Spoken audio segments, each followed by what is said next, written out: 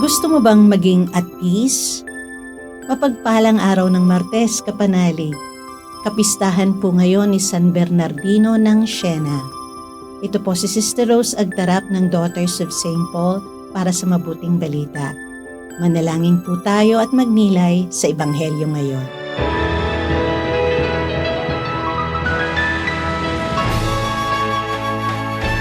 Sinabi ni Jesus sa kanyang mga alagad, Kapayapaan ang iniiwan ko sa inyo. Ibinibigay ko sa inyo ang aking kapayapaan. Hindi tulad ng pagbibigay ng mundo, ang pagbibigay ko nito sa inyo. Huwag mabagabag ang inyong mga puso. Huwag kayong matakot. Narinig ninyong sinabi ko sa inyo, paalis ako, subalit pabalik ako sa inyo. Kung minahal ninyo ako, magagalak sana kayo sa pagpunta ko sa Ama, sapagkat mas dakila sa akin ang Ama. Ngunit sinasabi ko na ito ngayon sa inyo bago mangyari, upang maniwala kayo kapag nangyari ito. Hindi ko na kayo kakausapin ng mahaba, sapagkat parating na ang pinuno ng mundo. Wala siyang inaari sa akin.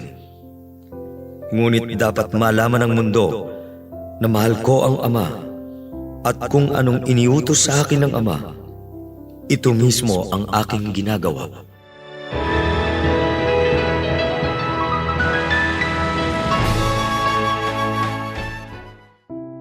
Napakalinaw ng mga salita ni Jesus sa ating mabuting balita.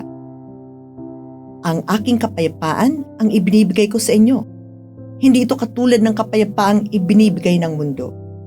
Huwag mapagabag ang inyong kalooban at huwag kayong matakot. May kilala akong napakayamang pamilya. Lahat sila successful businessmen and women. Malaki at matatag ang kanilang mga kumpanya. Patuloy ang paglago ng mga ito hanggang sa nakapagbukas din sila ng mga branches sa iba't ibang bansa.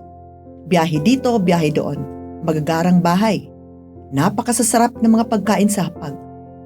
Masarap kayong umpo sa kanilang sofa na parang upuan ng mga prinsesa. Sa isip-isip ko lang, wow, parang ang sarap manirahan sa mga bahay na yan.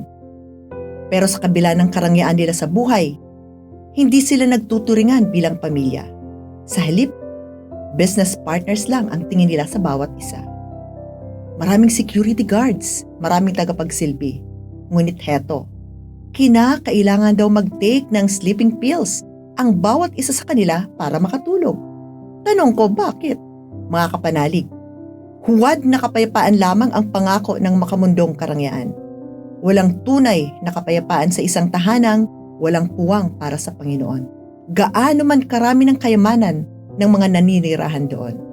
Opo, sa Jesus lamang ang makapagbibigay sa atin ng tunay na kapayapaan. Yung nakakatulog tayo ng mahimbing sa gabi kahit walang sleeping pills. Yung payapa ang ating kalooban sapagkat batid nating nandyan si Jesus na patuloy na gumagabay, nangangalaga at umaalalay sa atin araw-araw. Naway isa puso natin ang mga salita ni Jesus. Tunay na kapayapaan ang kanyang pangako sa sino mang nananalig, nananatili at nagsasabuhay ng kanyang mga salita. Siya lamang at wala nang iba ang bukal ng tunay na kapayapaan. Kay Jesus, walang dapat ikabagabag, walang dapat ikatakot. Tapat siya sa kanyang mga pangako. Halina, sa kanya'y lumapit at manalig, tanggapin ang handog niyang kapayapaan at hayaang tayo'y kanyang baguhin.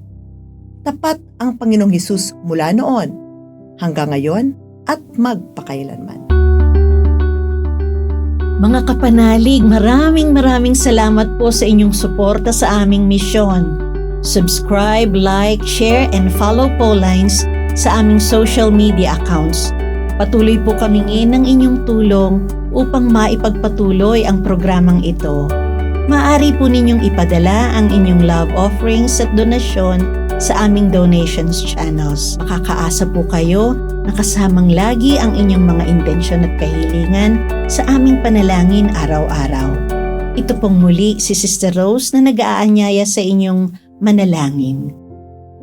Sa iyong pagkabuhay muli, Panginoong Hesukristo, binigyan mo kami ng bagong pag-asa at pinalalim ang aming pananampalataya.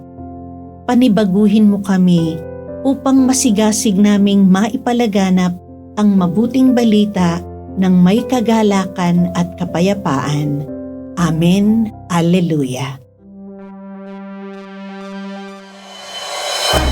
We are here to provide a new way of communicating and proclaiming the gospel.